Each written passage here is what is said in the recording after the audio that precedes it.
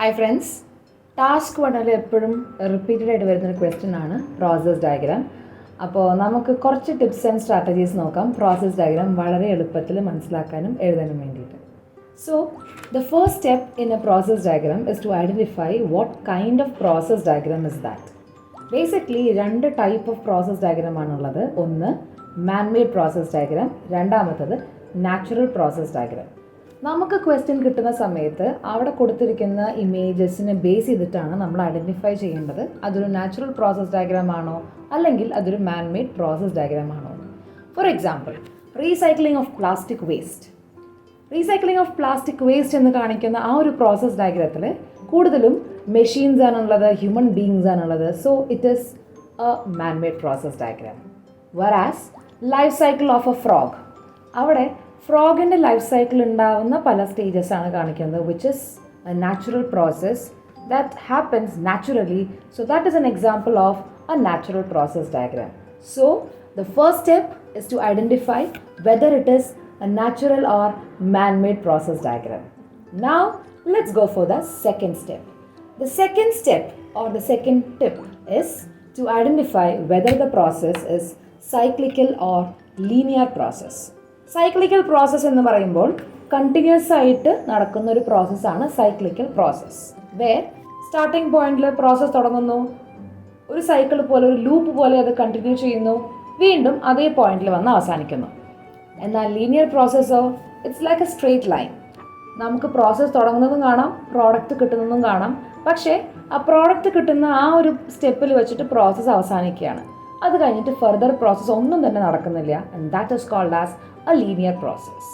So natural process diagram എല്ലാം തന്നെ നമ്മുടെ സൈക്ലിക്കൽ പ്രോസസ് ഡയഗ്രാംസ് ആണ്. While in case of man-made process diagram it greatly depends. അത് ചിലപ്പോൾ സൈക്ലിക്കൽ ആവാം, ചിലപ്പോൾ ലീനിയർ ആവാം.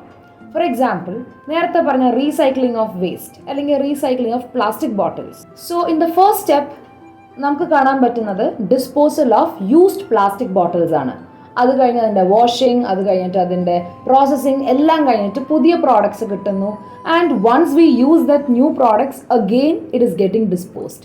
So that is a cyclical process and it is continuing indefinitely like a loop. അതിനെയാണ് നമ്മൾ സൈക്ലിക്കൽ പ്രോസസ് ഡയഗ്രാം എന്ന് പറയുന്നത്. But in the case of production of orange juice ഒരു എക്സാമ്പിൾ എടുക്കാം. അവിടെ ഫസ്റ്റ് സ്റ്റെപ്പ് എന്ന് പറയുന്നത് ഹാർവെസ്റ്റിംഗ് ഓഫ് ഫ്രഷ് ഓറഞ്ചസ് ആണ്. ലാസ്റ്റ് സ്റ്റെപ്പ് എന്ന് പറയുന്നത് പ്രൊഡക്ഷൻ ഓഫ് ഓറഞ്ച് ജ്യൂസ് ആണ്. അവിടെ വെച്ച് പ്രോസസ്സ് ഒരു എൻഡിലേക്ക് വരികയാണ്. അത് കഴിഞ്ഞിട്ട് വീണ്ടും ഒരു പ്രോസസ്സ് നടക്കുന്നില്ല. So that is called as a linear process diagram.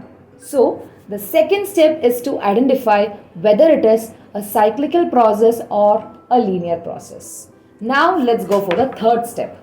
Third step എന്ന് പറയുന്നത് ആ തന്നിരിക്കുന്ന പ്രോസസ് ഡയഗ്രത്തിൽ എത്ര സ്റ്റെപ്സ് ഉണ്ട് എന്ന് നമ്മൾ ഒന്ന് കൗണ്ട് ചെയ്യണം. എന്നിട്ട് ഐഡൻറ്റിഫൈ ചെയ്യണം which is the first step and which is the last step.